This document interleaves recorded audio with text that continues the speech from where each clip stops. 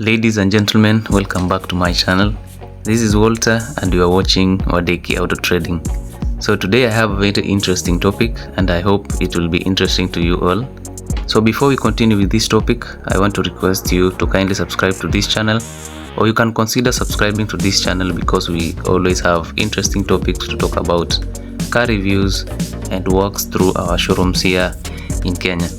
So there are some of the factors that you always consider when buying cars, factors like the economy, fuel economy of the car, the price, the size of the vehicle, whether it's an SUV, a sedan, hatchback, and some other factors.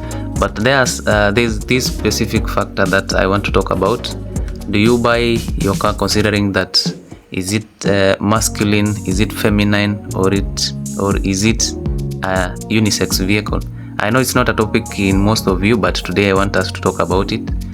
And in this video I'm going to show you 10 cars that we are going to categorize them between the three categories, whether they are masculine, feminine, or they are unisex. Okay, so stay with me, stick with me till to the end. Kindly comment down below if you have anything that maybe you feel it's true or not regarding any vehicle that you are going to see in this video. And the first car we are going to talk about is the 1300 Toyota Vitz hybrid. So this Toyota Vitz 2018. It's a very nice car, and here in Kenya most people call it kadudu, and we associate kadudus with ladies. So I'm going to say this car is feminine simply because it has a very small engine capacity. Ladies love these cars.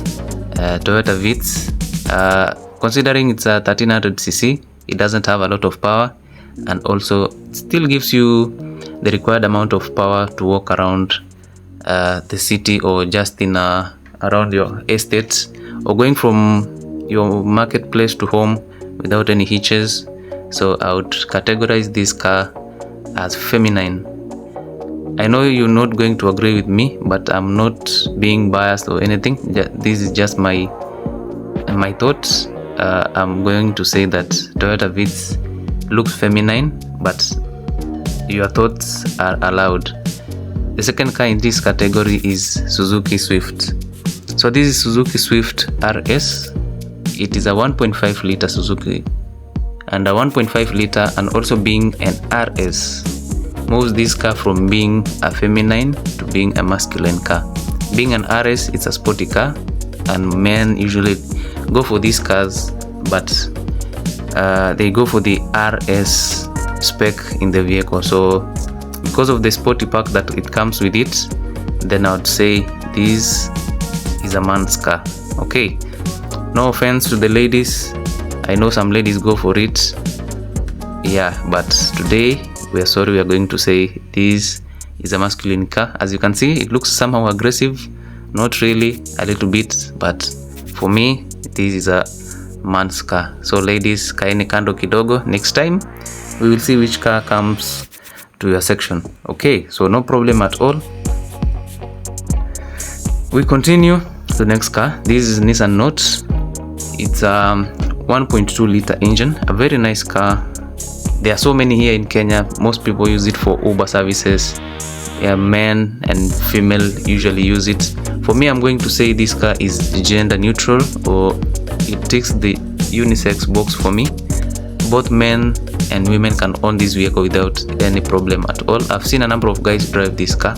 I've seen a number of women drive this car. So it's not an issue to me. I'm going to say this car fits for both men and female. So I'm going to say this is a unisex vehicle. Okay, so do you agree with me on this, or do you guys say otherwise? Okay, let us continue and see another car that will come next to this one. Which one is it? And by the way, this car has some very nice alloy wheels. We are giving it away at 1.1 million Kenya shillings negotiable. Best price 1,050,000. So the next car on this class is a 2017 Mazda CX-3. Mazda CX-3 looks masculine, but I don't think so. This car is somehow confused. It sits in between an SUV, a crossover SUV, and a hatchback. So it's in between those two cars, and that confusion is what makes me say this is a feminine car. For the ladies, if you want an SUV, a compact SUV, then I would say this is your car. This is CX3 diesel. So CX3 diesel, I would say it's a ladies car. It's very good, it's spacious in the interior, it's powerful, but ladies musiende sana. Kama unataka gari kazuri tu, go for CX3. It will cost you around 2 million Kenyan shillings at the moment, 2 million to 2.3, depending on the showroom, depending on the year of that vehicle, and also depends on the trim level that you are going to choose for that vehicle. So for me, Mazda CX3 is a feminine car. Okay, but anyone can own this vehicle. No offense to all men who own this car. Let us move on. A very nice car next on this line is Toyota Corolla Fielder. This car is bought by so many people in the country after the famous Land Cruiser Prado. So I'm going to say Toyota Corolla Fielder can be owned by anyone. Both men and female own this car almost the same. Anybody can show up in the showroom and say, I want a Toyota Fielder. Okay, so you have a 1500cc Toyota Fielder. You have a 1800cc. You also have 2000cc, but here in Kenya we don't see those 2000cc Toyota Fielders. We see the 1500. Those are the most common Toyota Corolla Fielders. Then you have 1800cc Toyota Corolla Fielders. So Fielder can be owned by both genders. That's very much okay with me. I'm going to say this is a gender neutral or a unisex vehicle. Both men and women unaweza kujia. So the market price for this car at the moment, especially this one being a WXB, is 1.95 million Kenyan shillings. Okay, soon this car will be going to around 2 million, but for now you can get it from 1.9, especially that color is nice. Another car in this class also, this is the Honda CHR. CHR looks sporty and at the same time it looks girlish or something like that. When it comes in stock like this, I would say it's feminine, but we've seen some CHR with some very nice body kit. It makes it aggressive, it makes it look like a sports car, but we all know this car is not a sports car. It's only the body pack that makes it look like a sports car. So for me, when it is in stock form like this, I would say it's feminine, but with the body kit, with all that aggression, I'd say it's a man's car. So that confusion that comes in between there, I would say definitely I'm going to say it's a unisex vehicle. Okay, but look, the first impression you get from this car is it's a feminine car. With the body kit, you would say it's masculine, but now that we are somewhere in between, we can say this is a gender neutral. A man can own it, a woman can own it, no problem at all. Okay, now we have this compact SUV, compact crossover SUV. This is a Mitsubishi RVR. We've seen so many ladies drive this car. It looks feminine. Most ladies usually go for this car, Mitsubishi RVR, and I agree with that. To me it looks feminine. It's not big, it's not small, it's somewhere in between there. It's manageable for the ladies, but the problem is usually it has somehow a bigger engine, 2.4 liter, and at times you get the 2 liter engine. Okay, so it depends with what you want.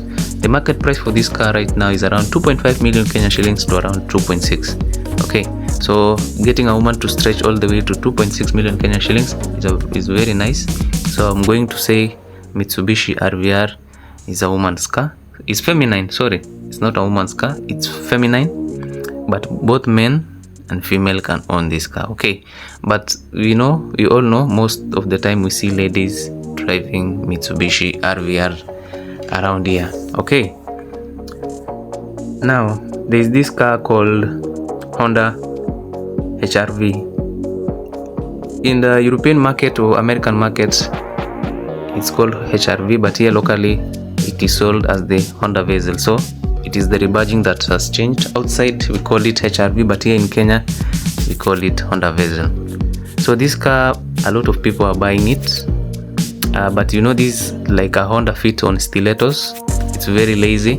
So I'm going to say this car is feminine, but some men usually go for it. For me it's feminine, it's not masculine at all. As you can see, it has a 1500cc engine.